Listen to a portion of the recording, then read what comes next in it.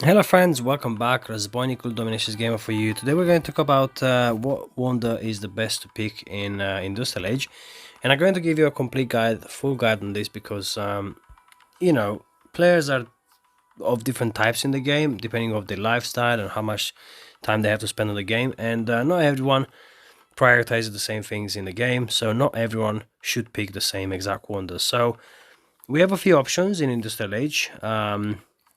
We have the Statue of Liberty, which gives you some really nice benefits, 22% for your airplane damage and boost, and also some oil per day. So the oil per day is insignificant, but the most important one here is the 22% extra damage for the airplane. Now, there was an argument back in the day where you could pick this one if you're using the fighters and the bombers. This damage does not apply to the transports, not the paratroopers. And there was an argument about picking it for the fighters and the bombers because we did not have extra benefits, for example, from the council or for the manufacturer for the extra damage for the planes. Today, though, we do have these extra buildings, and in my opinion, we should not pick the Statue of Liberty for the extra damage of 22% because we can get so much damage, literally hundreds or 100 points percent from the Constant Museum and manufacturing altogether. And I don't think the 22% is going to change your life a lot more. So the 22% here sort of became insignificant as well. So I will really skip the Statue of Liberty.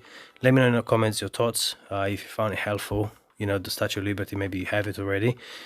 Then we go for the Eiffel Tower, and the Eiffel Tower has extra vault capacity, storage, and peace treaty, which is kind of useless to be honest. Yeah, I mean, peace treaty is essentially the one that allows you to not be attacked in multiplayer every now and then. But you can easily gather extra resources when you get looted just by having the benefit called all resources looted refund at the museum. So I would skip the Eiffel Tower really, even if you don't have time to play the game and you want, say, the extra vault capacity, the 220,000 is not a big deal. It's very irrelevant and insignificant because I will show you why here. So at the museum, I am a vault abuser here. I have over 100% vault capacity. Okay, look at this. Vault capacity 161%, and vault interest is 120 if I'm not mistaken. Let's have a look. Vault interest 169, so even better. So essentially what happens here is that sometimes players do not have a lot of time to play in the game. Maybe they just focus on the economic buildings or and upgrading them first and then go and upgrade their offense and defense. Only ones that essentially have the resources gathered from collection. And you can easily use the vault as well in order to gather some more resources per day just by having extra vault capacity and vault interest like I myself have. Okay, and this is rubbish, like I haven't paid attention to because I'm already full of resources. But generally speaking, I managed to put in 100,000 oil and get 230,000 oil per day if I want to, or about 15 to 16 million food or gold if I put gold or food in the vault. So that works for me, and it could work for a lot of other people as well. But with all this said, the Eiffel Tower is insignificant because of those benefits that you can get at the museum that I just showed you. Okay, so focus on those, which I'm gonna make a video in the future about the museum and a full guide. It's gonna take me a while, but focus on those benefits instead of picking the tower, Eiffel Tower. The Eiffel Tower is kind of useless.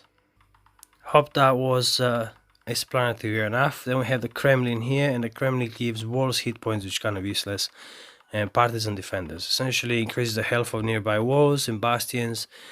Defenders will spawn from any of your farms deployed in battle. So yeah, no, I mean, just avoid it right? Even from defensive point of view is kind of rubbish, to be honest, especially when you have instead the opportunity to get yourself the last wonder, which is the Brandenburg Gate. And the Brandenburg Gate, you can see, has a blitzkrieg, which allows you to basically sabotage a very wide area, wider than the sabotage tactic itself from the War Academy. And it gives you also a sabotage in that area for a more extended period of time than the sabotage duration. Also, it gives you 22% factory tubes damage, so if you're using the factory tubes as well, it's brilliant, it's absolutely amazing. 22% damage is kind of insignificant when it comes to benefit, because like I said, you have the coalitions in the World War, especially you have the museum, the course in manufacturing, from where you can get hundreds of 100 percentage points of damage and hit points as well. So at the end of the day, the Brandenburg Gate will always be the wonder to pick, no matter what sort of player you are. Obviously, like I said, take on board the tips I gave you about the museum and what you need to work on depending on what sort of player you are. And even the Kremlin, even if you're a defensive player, the Kremlin does not change your life a lot, to be honest. Those defenders are very weak, so they're not going to change anything, okay? So Brandenburg Gate, guys, every single time Brandenburg Gate, the blitzkrieg tactic is absolutely amazing. 10 range, and you can train it every single time you attack. It's not once per day anymore. Every battle you can train it. This is exactly why the Brandenburg Gate is so good. You have an extra tactic that you can use in the World War multiplayer and strike every single battle. So that was it. Hope you enjoyed this video. Don't forget to let me know in the comments your thoughts. Subscribe to my channel, guys, and give the video a like if you enjoyed it, and also let me know in the comments what other videos you want me to make that will help you gameplay. Thanks, guys. See you next one.